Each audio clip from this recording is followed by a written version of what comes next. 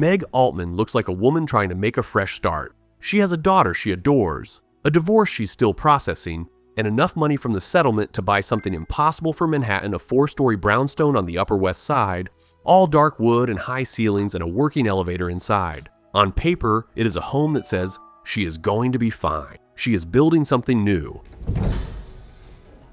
He can afford it. But there is a room in this house that she has not quite decided what to do with. The real estate agent describes it the way you describe a wine cellar or a home gym as a feature, a selling point, a perk of ownership. The panic room, reinforced concrete and steel on every side. A door so heavy it moves in its frame like a vault. Cameras covering every corner of the house. Its own separate phone line. The previous owner, a reclusive millionaire, recently dead, his estate not yet settled, had it installed because he was afraid. Of what exactly the agent does not say. What? A safe room. Meg walks into the room. It is small and close and airless. She is claustrophobic, and this room is the architectural embodiment of claustrophobia. She steps back out quickly. Whoa. Motion detector. It couldn't be safer.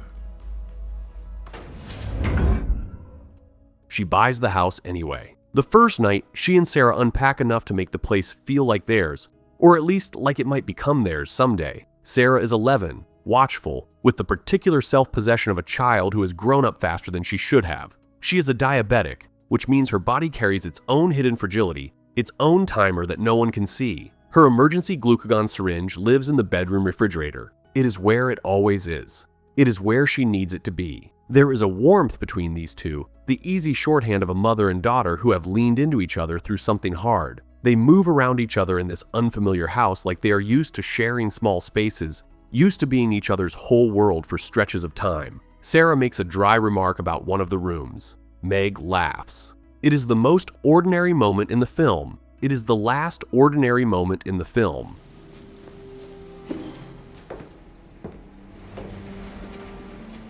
After Sarah goes to sleep, Meg sits up. She reads through the home security manual and activates the surveillance system, all the cameras, all the feeds, all the angles, accessible from the monitor inside the panic room. She is thorough, methodical. She is a woman who, having bought a house with a panic room, intends to know how the panic room works.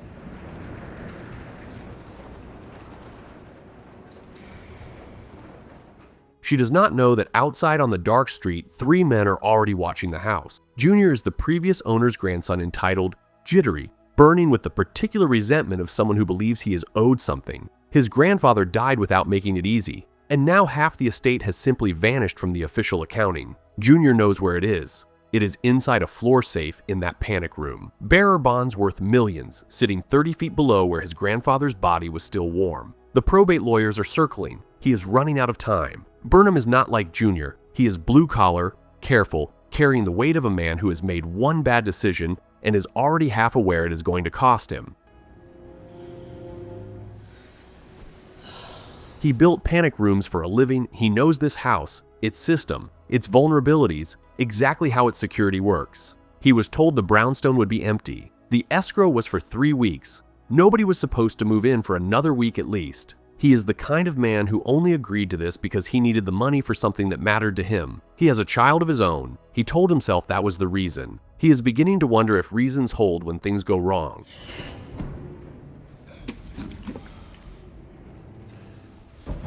Who's that? This is Raul. Raul does not offer reasons. He wears a ski mask. Junior recruited him through contacts, described him as someone with experience. What he has experience in, the film makes clear very quickly, is hurting people without hesitation. He is the variable that nobody, not Junior, not Burnham, not us, can predict or control. I don't want Raul to administrate that party. Nobody gets hurt. What about us? I'm Raul.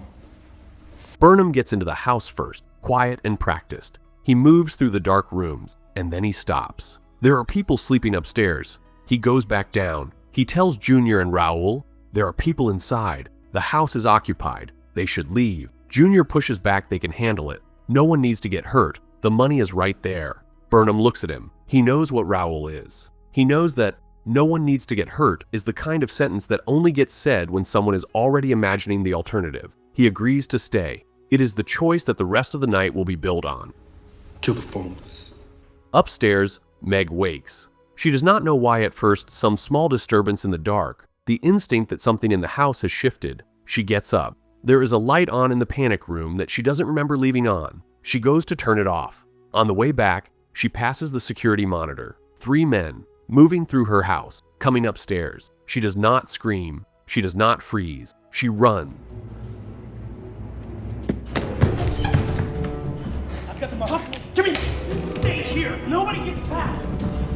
What follows happens in seconds, the kind of seconds that feel like they contain entire minutes. She gets Sarah out of bed. Sarah is disoriented, blinking, not fully awake. They run. Raoul appears in the hallway ahead of them. They double back, take the elevator. Something goes wrong. They are on the stairs. People. Yeah! They're going downstairs. That room, panic room. And then they are running the last few steps, and Meg is pulling Sarah through the door, and the massive steel vault clicks shut just as Junior's hands hit the frame. They are inside. They are safe. You wonder, watching this door close, whether safe is really the right word. They are alive. They are locked in a concrete box with no working phone and every cent of someone else's fortune stacked in a safe beneath their feet. The criminals cannot get in. They cannot get out, and neither side can afford to walk away. The standoff begins. Don't worry about me. Good. Why wouldn't she be in there right now calling the cops? Check the paperwork. The phone in there is not connected. Do it. Yeah, me and a couple... Excuse me. The police are on their way. She's lying. It's a PA system. I know. What? How could he know that? Take what you want and get out. Get some paper. What is he doing? I don't know. Junior holds a piece of paper up to the camera. What they want is in this room. Just let us in, take the money, and everyone goes home. Meg tries the one move. She has the public address system. She tells them she's already called the police, that they are on their way. She delivers the lie with everything she has. Burnham looks straight at the camera. He writes something on paper and holds it up. He worked for the security company that monitors this house. He knows the panic room's phone line was never connected to the main line. He knows she couldn't have called anyone. She stares at the monitor. He stares at the camera. They understand each other perfectly. 2 people on opposite sides of a door, each calculating how this ends.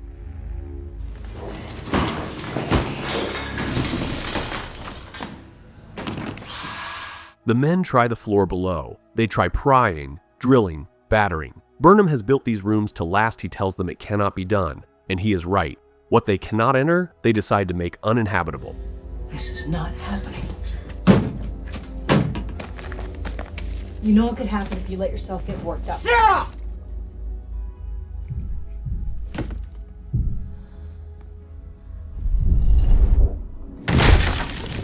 Burnham finds a propane source and begins feeding gas into the air vents. A small amount, just enough to scare them out. Raoul finds the valve. He turns it further. Meg smells it before she can see it. She searches the room while Sarah covers her face. She finds fireproof blankets. She finds a lighter. And in one of the most violent acts of controlled desperation in the film, she takes that lighter to the gas coming out of the vent and ignites it. The explosion blows outward into the room where Junior is standing. He catches the blast. He goes down burning, and the sound he makes does not belong in a heist movie. It is the first time something has truly gone wrong. It will not be the last.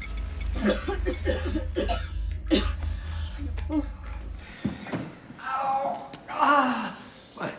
Please, man, give it a rest. The choice is left to Meg, narrow. She finds a small opening in the room, a vent pipe that gives a slim angle to a neighbor's window across the way. She and Sarah use a light to signal. Morse code. Sarah, it turns out, learned it from a movie. The neighbor stirs. The blinds part. A face appears, blinking in the dark. The blinds close. The face is gone. We're never gonna get out of here. She doesn't give herself time to feel it. She is already moving. She has noticed something. The panic room's phone line and the house's main phone line are separate, but they share the same building infrastructure. If she can physically connect one to the other, she can make a call. She begins to work.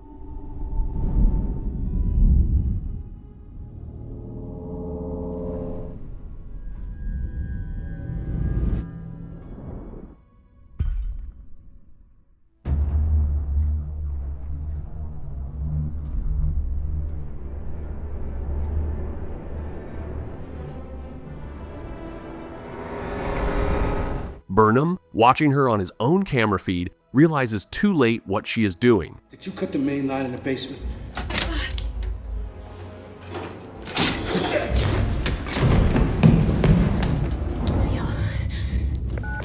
He sprints for the basement. She gets through. 1 ring, 2. Steven picks up her ex-husband, wealthy and somewhere across the city. She talks fast. She tells him what is happening. She tells him where they are. The line goes dead.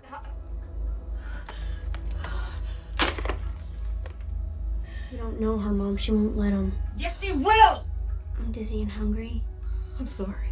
Burnham has cut it, but Steven heard enough. Junior is barely functional now, burned and furious, and the geometry of the robbery has changed. The money he let slip, it isn't just a few million. It is more, much more. He says this in front of Raoul, and the moment the words are out, something shifts in Raoul's eyes. Junior walks toward the door to leave. He opens it.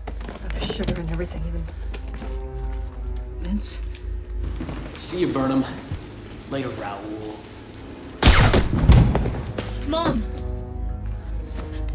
Raoul shoots him. It is fast and without ceremony. Junior falls. He is gone before he understands what has happened to him. Raoul turns to Burnham, and there is nothing negotiable in his face. They are finishing this. All of it. When Steven arrives at the house, he comes quickly because he loves his daughter, because he is afraid, because he drove there from across the city in the dark thinking he was coming to help. Raoul is waiting. Burnham and Raoul take him. They bring him to a room where the camera can see him, and Raoul beats him, badly, systematically, making sure Meg is watching the monitor when he does it. Dad?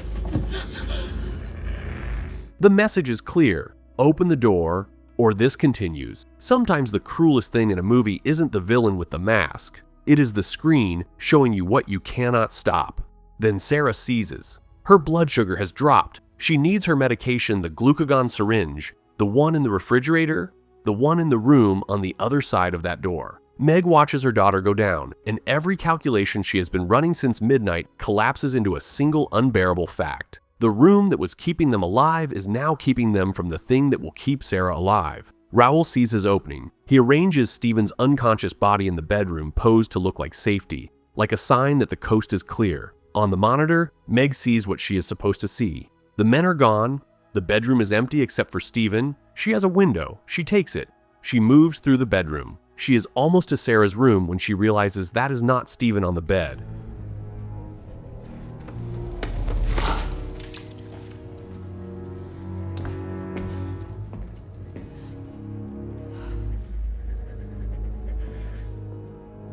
Who gives a fuck?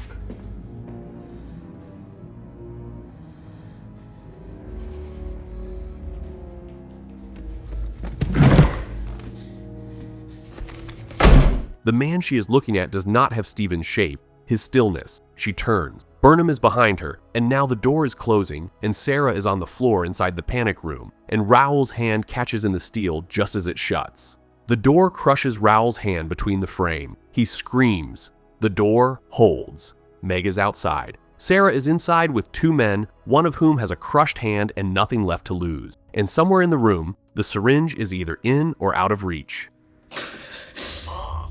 I know you got the gun. Put the gun down and step away from me. She gets on the intercom. She begs. She bargains. She has Raoul's gun. She picked it up in the struggle without knowing she had it, and she tells Burnham, "I will not shoot if you give Sarah the injection. Just give her the injection, and I will put the gun down." Burnham looks at Sarah on the floor. He looks at Raoul. He picks up the syringe. He gives her the shot, and while he does, he speaks to her quietly, tells her he did not want this, that the only reason he ever agreed to any of it was to give his own kid something better. "I didn't want this," he says, and it is the only moment in the film where one of the people with the power says something true. Through the intercom, he tells Meg, Sarah is safe.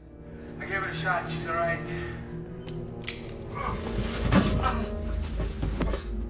Can you move? Not much. I think my arms. Please don't do anything stupid. Just do everything they ask. You can kill her. She breathes.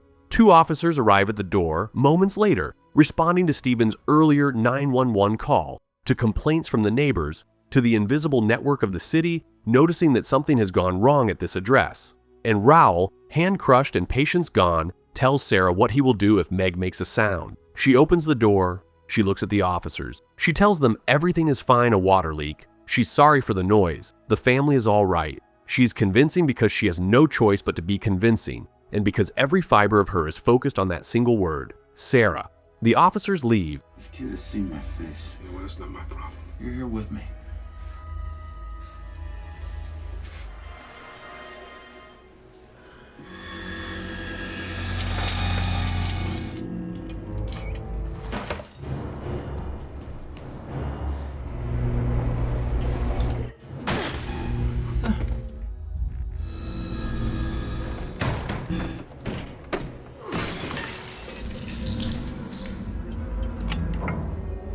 Burnham opens the safe. $22 million in bearer bonds stacked, anonymous, untraceable, and for a moment there is almost something like relief in his face. The feeling of a man who has done an unforgivable thing and is finally, at least, holding what he came for.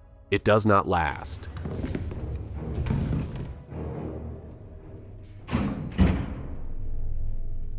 The men prepare to leave. They take Sarah with them, insurance, a guarantee that Meg won't reach for a phone the moment the door closes. They move downstairs, and Meg, who has been calculating this moment from inside a concrete room for the last several hours, is waiting. She comes from the side with a sledgehammer. She catches Raoul across the landing and sends him over the banister and into the stairwell below. Burnham is already running for the exit, bonds in hand, unwilling to look back.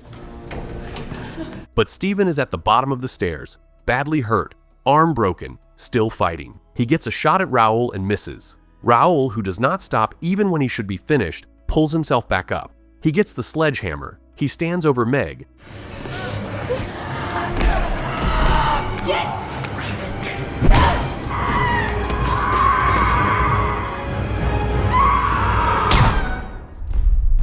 There is a gunshot. Burnham came back. He is standing in the doorway with a gun, and Raoul is on the floor, and it is over. "You'll be okay now," he says to Meg and Sarah. It sounds like something a person says when they have given up everything else, and this is the only decent thing left. He walks out into the night air. The police are already there, a full response, drawn by Meg's strange behavior at the door, by the shape of something that didn't add up.